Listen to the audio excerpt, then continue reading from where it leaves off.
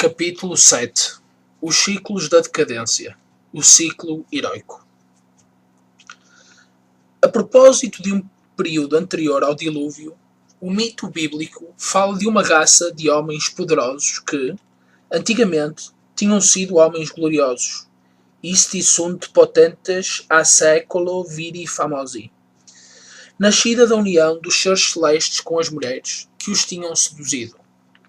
Esta união, como vimos, é suscetível de ser considerada como um dos símbolos do processo de mistura, graças ao qual a espiritualidade das origens se sucede à da idade da mãe. É a raça dos gigantes, Nephilim, que de resto são chamados, no livro de Enoque, gentes do extremo ocidente. Segundo o mito bíblico, é por causa desta raça que a Terra ficou plena de violência, a ponto de atrair sobre si a catástrofe diluviana. Recorde-se, por outro lado, o mito platónico do andrógino. Uma raça fabulosa e andrógina, de seres poderosos, chegou a incutir medo aos próprios deuses. Estes, para paralisar, separam estes seres em duas partes, em macho e fêmea. É esta divisão que destruiu a potência capaz de incutir o terror aos deuses, que por vezes alude o simbolismo do par inimigo, que surge em numerosas tradições e cujo tema é suscetível de uma interpretação não só metafísica como também histórica. Pode-se fazer corresponder a raça originária, poderosa e divina, andrógina, com o estádio durante o qual os Nephilim foram homens gloriosos. É a raça da Idade do Ouro. Em seguida, produz uma divisão. Os dois, o par, a díade, diferencia-se do um. Um dos termos é a mulher, Atlântida, face à mulher, o homem. Mas o homem que já não é espírito e que porém surge em revolta contra o símbolo lunar, afirmando-se como tal, entregando-se à conquista vitoriosa e à usurpação de determinados poderes espirituais. É o mito titânico. São os gigantes. É a idade do bronze. No Critias platónico, a violência e a injustiça, o desejo de poder e a cupidez são as qualidades associadas à degeneração dos Atlântidas. Num outro mito helénico, diz que os homens dos tempos primordiais, a que pertence Deucalião, o escapado ao dilúvio, eram plenos de presunção e de soberba, cometeram mais de um crime, romperam os juramentos e eram impiedosos. Uma das características essenciais do mito e do símbolo é de poderem exprimir uma grande diversidade de sentidos, que é conveniente distinguir e ordenar, interpretando-os caso a caso. Esta observação também se aplica ao símbolo do par inimigo e ao dos titãs. É em função da dualidade homem-mulher, no sentido de virilidade materializada e de espiritualidade simplesmente sacerdotal, premissa dos novos tipos de civilização que se sucederam involuntariamente à das origens, que poderemos empreender a definição destes tipos. A primeira possibilidade é precisamente a possibilidade titânica no sentido negativo, em referência ao espírito de uma raça materializada e violenta, que já não reconhece a autoridade do princípio espiritual correspondente ao símbolo sacerdotal, ou então ao irmão espiritualmente feminino, por exemplo, Abel perante Caim, e que se afirma quando não se apodera, por assim dizer de surpresa, e para um uso inferior, de conhecimentos destinados a assegurar um domínio sobre certas formas invisíveis que agem nas coisas e no homem. Trata-se, portanto, de um levantamento prevaricador, de uma transgressão do que podia ser o direito próprio dos homens gloriosos anteriores, ou seja, à espiritualidade viril inerente à função de ordem e de dominação vinda de cima. É Prometeu que usurpa o fogo celeste a favor das raças meramente humanas, mas que não consegue suportá-lo. O fogo torna-se assim para ele uma fonte de tormento e de condenação. Até que um outro herói, mais digno, reconciliado com o princípio olímpico, com Zeus, e aliado deste na luta contra os gigantes, Héracles, o liberta. Trata-se da raça muito inferior pela sua natureza, como pela sua inteligência. Segundo Hesíodo, ela recusa-se, logo a seguir, à primeira idade, a respeitar os deuses. Abre-se às forças telúricas. No fim do seu ciclo, ela torna-se, ainda segundo Hesíodo, a raça dos demónios subterrâneos. Preludia assim uma geração sucessiva já mortal, caracterizada apenas pela pertinácia, pela força material, pelo prazer selvagem da violência, da guerra e da superpotência. A idade do bronze de Hesíodo, a idade do aço, segundo os irânicos, dos gigantes, Nefelim, bíblicos. Segundo uma outra tradição helénica, Zeus teria provocado o dilúvio para extinguir o elemento fogo que ameaça destruir toda a terra, quando Phaeton, filho do Sol, já não conseguiu guiar e refrear a quadriga que os cavalos desenfreados tinham levado demasiado alto no céu. Tempos do machado e da espada, tempos do vento, tempos do lobo, antes que o mundo se afunde.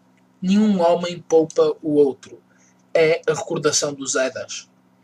Os homens desta idade têm o coração duro como o aço, mas por muito assustadores que sejam, apanham-os a morte negra e desaparecem na úmida residência larvar do Hades. Se, de acordo com o mito bíblico, o dilúvio pôs fim a esta civilização, deve-se pensar que é com a mesma linhagem que se encerra o ciclo atlântico, que é a mesma civilização que foi engolida no fim da catástrofe oceânica, talvez, como pensam alguns autores, por efeito do próprio abuso, mencionado acima, de certos poderes secretos, magia negra titânica. Seja como for, e em geral, segundo a tradição nórdica, os tempos do machado teriam aberto caminho ao desencadear das forças elementares que acabam por derrubar a raça divina dos Ases, que pode corresponder aqui às forças residuais de estirpe áurea e pode destruir as barreiras da fortaleza no centro do mundo, ou seja, a expressão figurada dos limites criadores definidos pela espiritualidade polar primordial. Como já vimos, o aparecimento de mulheres com o significado de uma espiritualidade já desvirilizada tinha anunciado o crepúsculo dos Ases, o fim do ciclo áureo. E eis que a força obscura que os próprios Ases tinham nutrido, mas que anteriormente mantinham acorrentada, o lobo Fenrir, ou melhor, os dois lobos, começa a crescer desmedidamente. É a prevaricação titânica, imediatamente seguida da revolta e do advento de todas as potências elementares, do fogo interior do sul, dos seres da terra, Rintursan, antes mantidos fora dos muros do Asgard. O vínculo foi quebrado. Depois da época do machado, idade do bronze, não é só o sol que perdeu a sua força, mas igualmente a lua é devorada por dois lobos. Por outras palavras, não é só a espiritualidade solar, mas também a espiritualidade lunar, demétrica, que desaparece. É a queda de Odin, rei dos Ases, e o próprio Thor, que tinha conseguido matar o lobo Fenrir, sucumbe com o seu veneno, ou seja, sucumbe por ter corrompido a sua natureza divina de Ase com o princípio mortal que lhe transmitiu esta criatura selvagem. O destino e o declínio, Rock, realiza-se com o ruir do arco Bifrost, que liga o céu e a terra. É, depois da revolta titânica, a terra abandonada a si mesma, privada de todas as ligações com o divino. É a idade obscura ou do ferro, da do bronze. Os testemunhos concordantes das tradições orais e escritas de numerosos povos fornecem-nos, a este respeito, referências mais concretas. Falam de uma frequente oposição entre os representantes de dois poderes, o poder espiritual e o poder temporal, real ou guerreiro, seja quais forem as formas especiais de que se revestiram um e outro para se adaptarem à diversidade das circunstâncias. Este fenómeno é outro aspecto do processo que conduz à terceira idade. À usurpação do sacerdote sucede-se a revolta do guerreiro, a sua luta contra o sacerdote para assegurar a autoridade suprema, o que vem preparar o advento de um estádio ainda mais baixo que o da sociedade métrica, sacerdotalmente sacra. É este o equivalente social de Idade do Bronze, do tema titânico, luciferiano ou prometaico. A orientação titânica, em que se tem de ver a degenerescência, no sentido materialista, violento e já quase individualista, de uma tentativa de restauração viril, corresponde um desvio análogo do direito sagrado feminino, desvio este que, morfologicamente, define o fenómeno das Amazonas. Simbolicamente, no amazonismo e no tipo genérico de divindades femininas armadas, pode-se ver, com Bachofen, uma genococracia anormalmente poderosa, uma tentativa de reação e de restauração da antiga autoridade do princípio feminino ou lunar contra a revolta e usurpação masculinas. Defesa esta que se manifesta, porém, no próprio plano da afirmação violenta masculina, testemunhando assim a perda do elemento espiritual em que assentava exclusivamente o primado e o direito de métricos. Possa ter sido histórica e socialmente uma realidade ou não, o amazonismo apresenta-se por toda a parte no mito, com características praticamente constantes, que nos permitem utilizar este termo para definir analogicamente um certo tipo de civilização.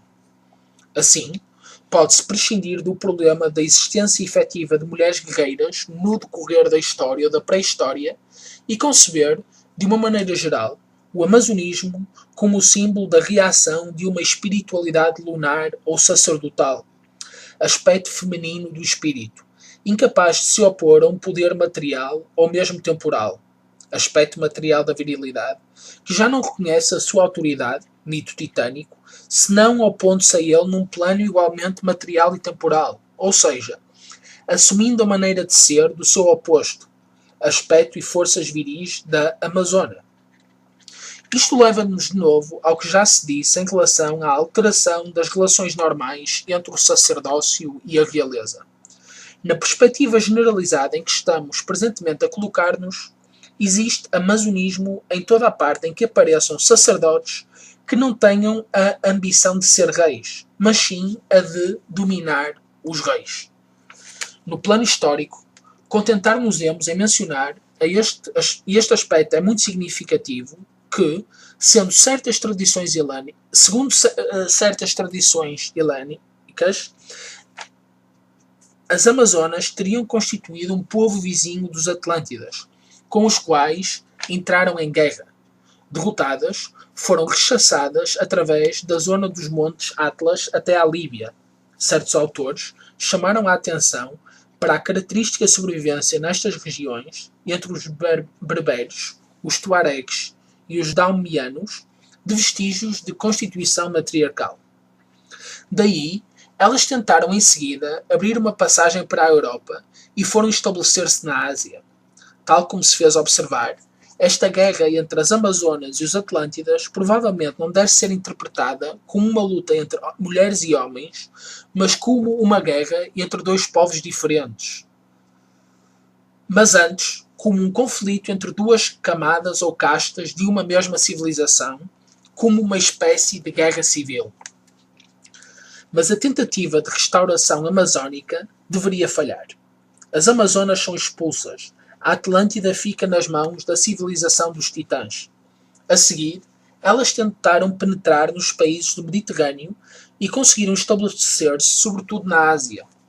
Numa lenda plena de significado, as Amazonas que tentam em vão conquistar a simbólica Ilha Branca, a Ilha Leuke, de que hoje são bem conhecidas as correspondências tradicionais, são postas em fuga pela sombra de um tipo não de titã, mas sim de herói, Aquiles. Elas são combatidas por outros heróis, por Teseu, que se pode considerar como o fundador do Estado viril em Atenas, e por Belerofonte.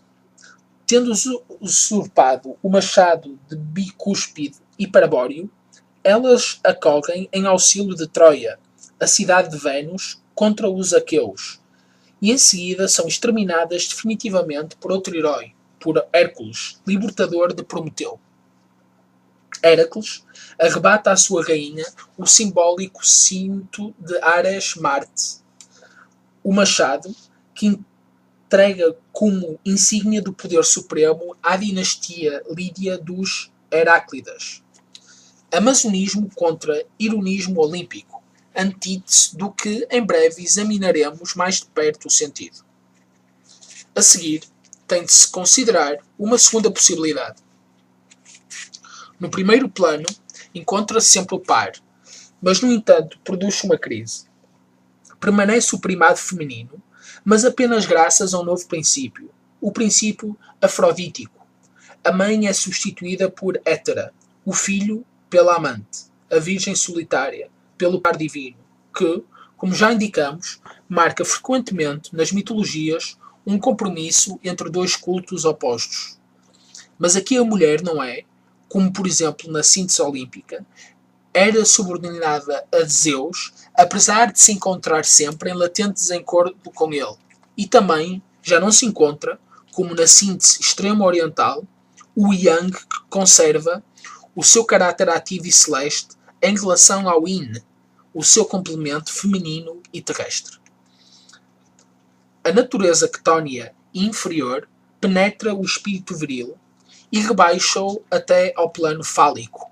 Presentemente, a mulher domina o homem na medida em que este se torna escravo dos sentidos e simples instrumento da procriação.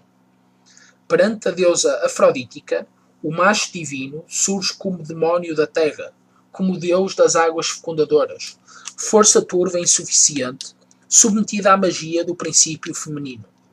Desta concepção deriva analogicamente, segundo diversas adaptações, um tipo de civilização que pode, portanto, definir indiferentemente como fálica ou afrodítica. A teoria do Eros, que Platão associa ao mito do andrógino, paralisado na sua potência ao tornar-se dois, macho e fêmea, pode ter também o mesmo significado. O amor sexual nasce entre os mortais do obscuro desejo do macho decaído que, apercebendo-se a sua própria privação interior, procura no êxtase fulgurante do amplexo reencontrar a plenitude do estado andrógino primordial. Sob este aspecto, oculta-se, portanto, na experiência erótica uma modalidade de tentativa titânica, com a diferença de, pela sua própria natureza, ficar sob o signo de princípio feminino. Uma civilização orientada neste sentido implica inevitavelmente um princípio de decadência ética e de corrupção, tal como o atestam as diferentes festas que, mesmo numa época relativamente recente, se inspiram no afroditismo. Se a Mouru, a criação mazdaísta que verosimilmente corresponde à Atlântida, se refere à civilização demétrica, o facto de o deus das trevas lhe opor como contra-criação prazeres culpados, pode remontar precisamente ao período posterior da degenerescência afrodítica desta civilização, paralelo à própria derrocada titânica, visto que se encontram deusas afrodíticas frequentemente associadas a figuras divinas violentas e brutalmente guerreiras. Platão, como se sabe, estabelece uma hierarquia das formas do Eros, que vai do sensual e do profano ao sagrado, culminando no Eros, através do qual o mortal procura viver sempre, tenta ser imortal. No dionisismo, o Eros torna-se precisamente uma mania sagrada, um orgasmo místico. É a possibilidade mais elevada desta direção, que tem a tendência para libertar o ser dos vínculos da matéria e produzir a transfiguração do obscuro princípio fálico-telúrico através do desenfreamento, do excesso e do êxtase. Mas se o símbolo de Dionísio, que combate ele mesmo contra as Amazonas, exprime o ideal mais elevado deste mundo espiritual, nem por isso permanece como algo inferior em comparação com o que será a terceira possibilidade da nova era, a reintegração heroica, a única que está realmente livre em relação tanto ao feminino como ao telúrico. Com efeito, Dionísio, tal como os agreus, não passa de um ser telúrico e infernal. Dionísio e Hades são apenas um, diz Heráclito, que se associa frequentemente ao princípio das águas, Poseidon, ou do fogo subterrâneo, Hephaístos.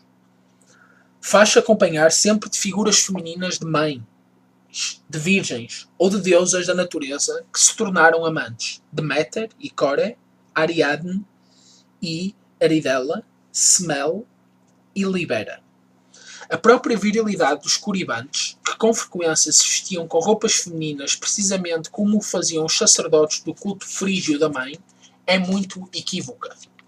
No mistério, na orgia sagrada, predomina aqui, associado ao elemento sexual, o elemento estático ou panteísta da ginecocracia, contatos frenéticos com as forças ocultas da terra, libertações menádicas e pandémicas, produzindo-se num domínio que é simultaneamente o do sexo desenfreado, da noite e da morte, e uma promiscuidade que reproduz as formas meridionais mais baixas e mais selvagens dos cultos coletivos da terra. E o facto de em Roma as bacanais originariamente terem sido celebradas sobretudo por mulheres, bem como o de nos mistérios dionísicos as mulheres poderem figurar como sacerdotistas e mesmo como iniciadoras, e por fim o de historicamente todas as recordações de epidemias dionísicas se ligarem essencialmente ao elemento feminino, denota claramente que subsiste no ciclo o tema da predominância da mulher, que só sob a forma grosseira afrodítica em que ela domina graças ao vínculo que o Eros, na sua forma carnal, representa para o homem fálico, mas também na medida em que ela favorece um êxtase que significa uma dissolução e, portanto, uma destruição da forma e, no fundo, uma aquisição do espírito, na condição, porém, de renunciar simultaneamente e possuí-lo sob uma forma viril. Já aludimos a estas formas do mistério orgíaco que celebravam Afrodite e a ressurreição do seu filho e amante, Adonis, formas cujo patos não deixa de estar relacionado com o impulso dionisíaco em que o iniciado, no momento do êxtase, pleno de furor divino, se emasculava. Poder-se-ia ver nesta ação, de que já começamos a explicar o significado, o símbolo vivido mais radical e mais dramático do sentido íntimo da libertação desvirilizante e estática própria do apogeu dionisíaco desta civilização, a que chamaremos afrodítica, forma nova em que degenera a espiritualidade demétrica, mas em que, no entanto, subsiste o seu significado central, o tema característico do primado do princípio feminino que se opõe à luz do norte. A terceira e última possibilidade a considerar é constituída pela civilização dos heróis. Hesíodo relata que depois da Idade do Bronze, antes da do Ferro, entre raças cujo destino era agora o de se extinguirem sem glória no Hades, Zeus criou uma raça melhor, a que Hesíodo chama raça dos heróis, a que se dá a possibilidade de conquistarem a imortalidade e de participarem, apesar de tudo, num estado semelhante ao da idade primordial. Trata-se, pois, de um tipo de civilização em que se manifesta a tentativa de restaurar a tradição das origens na base do princípio guerreiro e da qualificação guerreira. Na verdade, os heróis não se tornam todos imortais e nem todos escapam aos Hades. Esse é apenas o destino de uma parte deles. E se examinarmos, no seu conjunto, os mitos helénicos e os das outras tradições, verifica-se, por detrás de vários símbolos, a afinidade dos empreendimentos dos titãs com os dos outros heróis, e pode-se, portanto, reconhecer que, no fundo, tanto os heróis como os titãs pertencem a uma mesma estirpe. São os audaciosos atores de uma mesma aventura transcendente, que, no entanto, pode resultar ou abortar. Os heróis que se tornam imortais são aqueles a quem a aventura resulta, ou seja, correspondem aos que sabem realmente superar, graças a um impulso para a transcendência, o desvio próprio da tentativa titânica de restaurar a virilidade espiritual primordial e de superar a mulher, ou seja, o espírito quer lunar, quer afrodítico ou amazónico. Enquanto os outros heróis, Os que não sabem levar a bom termo esta possibilidade que lhes é virtualmente conferida pelo princípio olímpico, por Zeus, a mesma possibilidade a que aludem os evangelhos, ao dizerem que o limiar dos céus pode ser violado. Descem ao mesmo nível que a raça dos titãs e dos gigantes, atingidos por maldições e castigos diversos, em consequência da sua temeridade e da corrupção por eles operada nas vias da carne sobre a terra. A propósito destas correspondências entre a via dos titãs e a via dos heróis, é interessante assinalar o mito de que Prometeu, depois de libertado, teria ensinado a Heracles o caminho do jardim das Hespérides, em que este deverá apanhar o fruto da imortalidade. Mas este fruto, uma vez conquistado por Heracles, acaba por ser apanhado por Atena, que representa aqui o intelecto olímpico e é recolocado no seu lugar, porque não é permitido levá-lo para nenhum lugar. Tem de se entender, por isto, que esta conquista deve ser reservada à raça a que pertence e não deverá ser profanada ao serviço do humano, como Prometeu tinha intenções de fazer. Também no ciclo heroico aparece por vezes o tema da díada, ou seja, do par e da mulher entendidos, não no sentido análogo ao dos diversos casos que acabamos de considerar, mas sim no sentido já exposto na primeira parte desta obra, a propósito da lenda do Rex Nemorensis, das mulheres do ciclo cavaleiresco e assim por diante. A propósito do conteúdo diferente que apresenta, conforme os casos, por um simbolismo idêntico, bastará observar que a mulher que encarna quer um princípio vivificante, Eva, a viva, Eb, tudo o que deriva da relação entre as mulheres divinas e a árvore da vida, etc., quer um princípio de iluminação ou de sapiência transcendente, Atena, saída do cérebro de Zeus, olímpico, guia de Heracles, a Virgem Sofia, a Senhora Inteligência dos fiéis de amor, etc., quer um poder, a Sakti hindu, as Valquírias nórdicas, a deusa das batalhas Norrigo, que oferece o seu amor aos heróis solares do ciclo céltico dos Ulster, etc., que esta mulher é o objeto de uma conquista que não retira ao herói o seu caráter viril, mas sim lhe permite integrá-lo num plano superior. No entanto, nos ciclos de tipo heroico, é mais importante o tema da oposição contra toda a pretensão ginecocrática e toda a tentativa amazónica. Este tema, juntamente com o interior, é igualmente essencial para a definição do conceito de herói, referindo-se a uma aliança com o princípio olímpico e uma luta contra o titânico, teve uma clara expressão no ciclo helénico, sobretudo na figura do Heracles do Rico. Já vimos que, tal como Teseu, Belerofonte e Aquiles, Heracles combateu contra as simbólicas Amazonas até ao seu extermínio. Se bem que o Hércules lídio conheça uma cedência afrodítica com Omphale, o Hércules dórico permanece fundamentalmente o que foi chamado o inimigo da mulher. Desde o seu nascimento, que a deusa da terra lhe é hostil. Ao vir ao mundo, ele estrangula duas serpentes que Hera lhe tinha enviado para o eliminar, e continuamente obrigado a combater contra Hera, sem no entanto ser vencido. Consegue mesmo feri-la e possuir, na imortalidade olímpica, a sua filha única, Eve, a juventude eterna.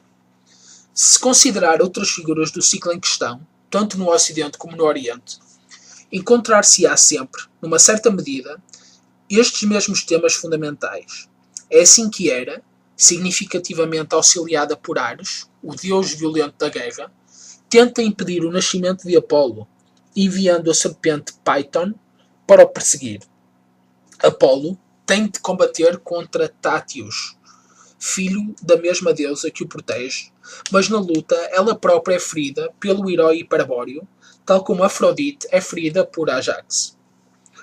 Por muito certo que seja o resultado final da empresa no herói caldeu Gilgamesh, na sua busca da planta da imortalidade, toda a sua história, no fundo, não passa do relato da luta que ele travou contra a deusa Ishtar, tipo afrodítico da mãe da vida, de quem ele rejeita o amor, reprovando-a cruelmente pela sorte que já tinha conhecido os seus outros amantes, e ele mata o animal demoníaco que a própria deusa tinha lançado contra eles, o Ureus ou touro. Indra, protótipo celeste do raio, Indra, protótipo celeste do herói, numa ação que é considerada como heroica e viril, atinge com o seu raio a mulher celeste amazónica, Usha, sendo ao mesmo tempo o senhor dessa mulher, Sakti, que tem também o significado de potência. E quando Parsival provoca com a sua partida a morte da mãe, que se opunha à sua vocação heroica, que era também de cavaleiro celeste. Quando o herói persa Rostam, segundo o Shahnameh, tem de fazer gorar a armadilha do dragão que se apresenta sob a aparência de uma sedutora mulher, antes de poder libertar um rei que, precisamente graças a Rostam, recupera a vista e tenta escalar o céu por meio de águias, é sempre o mesmo tema que continua a apresentar-se. Em geral, a cilada sedutora de uma mulher que, por meios afrodisíacos ou por encantamentos, tenta desviar de uma empresa simbólica um herói concebido como destruidor de titãs, de seres monstruosos ou de guerreiros em revolta, ou como afirmador de um direito superior, é um tema tão frequente e tão popular que não vale a pena ilustrá-lo aqui com exemplos. O que se tem de considerar bem certo, em lendas e sagas deste género, é que é unicamente no plano mais baixo que a cilada da mulher se pode reduzir à da carne. Se é verdade que se a mulher traz a morte, o homem domina através do espírito, passando da virilidade fálica à virilidade espiritual. Tem de se acrescentar que, na realidade, a cilada armada pela mulher ou pela deusa exprime também, esotericamente, a cilada de uma forma de espiritualidade que desviriliza e que tem a tendência para sincopar ou para desviar o impulso para o verdadeiro sobrenatural. Não é o facto de ser originária, mas sim o de dominá-la, de possuí-la, é esta qualidade do que foi com frequência associada intimamente na Hélade ao ideal heroico. Esta qualidade, por vezes, exprimiu-se através do simbolismo do parricida ou do incesto.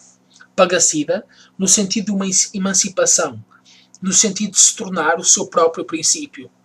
Incesto, no sentido análogo de possuir a matéria-prima geradora. Assim, como um reflexo do mesmo espírito no mundo dos deuses, encontramos, por exemplo, o tipo de Zeus, que teria matado seu próprio pai e possuído a mãe Rhea, quando, para lhe fugir, ela tomara a forma de uma serpente.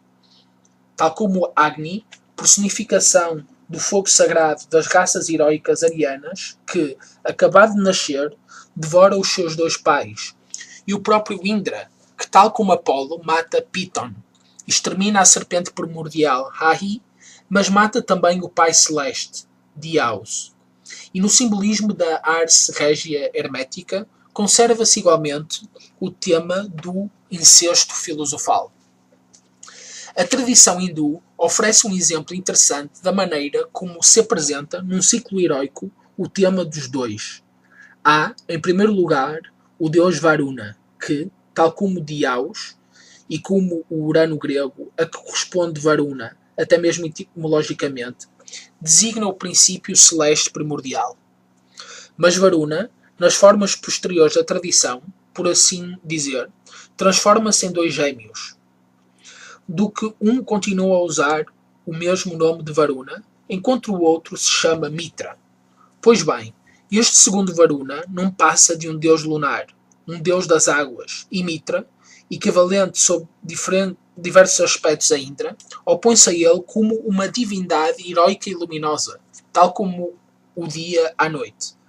Ele pertence assim ao ciclo heroico de transfigurar luminosamente o que, na dualidade, se diferenciou no sentido masculino, ou seja, guerreiro, e de atribuir características negativas ao aspecto do céu, que se torna a expressão de uma espiritualidade lunar. De uma maneira geral, se nos referirmos às duas redações do simbolismo solar que já utilizamos para definir o processo de diferenciação da tradição, pode-se, portanto, dizer que o mito heroico corresponde ao Sol associado a um princípio de mudança, mas não de uma maneira essencial, não segundo o destino de caducidade e de contínua dissolução na mãe terra própria dos deuses Anu, ou como no patos dionisíaco, mas de maneira a dissociar-se desse princípio, a fim de se transfigurar e de se reintegrar na imutabilidade olímpica, na natureza urânica, imortal, sem paixões. Vemo-nos assim reconduzidos ao que se chamou o mistério do Ocidente.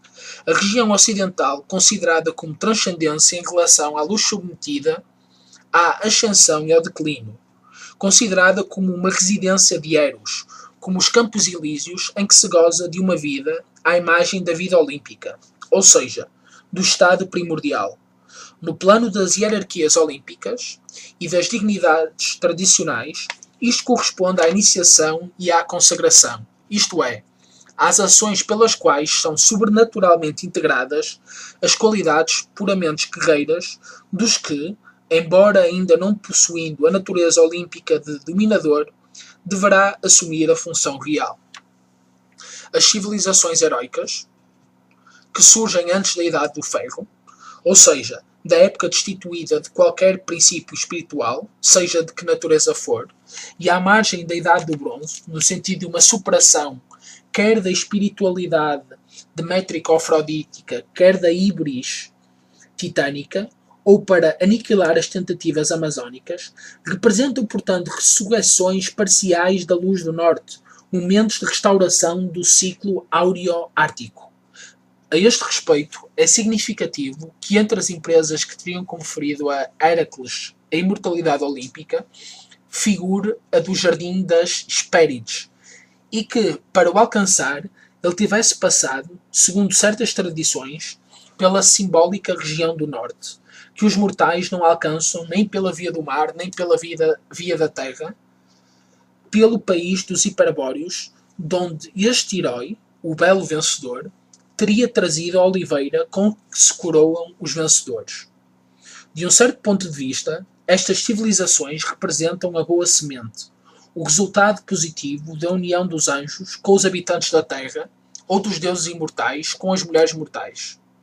E não existe, em última análise, nenhuma diferença entre os heróis, cuja geração é explicada pela penetração de forças divinas nos corpos humanos e pela união de deuses olímpicos com mulheres, e estes homens gloriosos, que já tinham sido os Nephilim, engendrados igualmente pela união dos anjos com as mulheres, antes de se entregarem à violência, a raça heroica dos Volsungan, que segundo a lenda dos Nibelungos, teriam sido engendrados pela união de um deus com uma mulher mortal, e estes reis solares, por fim, a quem foi frequentemente atribuída a mesma origem. Em resumo, fomos assim levados à determinação morfológica de 6 tipos fundamentais de civilização e de tradições posteriores à civilização primordial, Idade de Ouro. Por um lado, o demetrismo, que é a pureza da luz do sul, Idade da Prata, ciclo atlântico, sociedade sacerdotal. O afroditismo, que é a sua forma degenerescente, e o amazonismo, tentativa desviacionista da restauração lunar. Por outro lado, o titanismo, noutro âmbito também luciferismo, como degenerescência da luz do norte, Idade do Bronze, época dos guerreiros e dos gigantes, o dionisismo, como aspiração masculina desviada e desvirilizada em formas passivas e promíscuas de êxtase, e por fim o heroísmo, como restauração da espiritualidade olímpico-solar e superação tanto da mãe como do titã.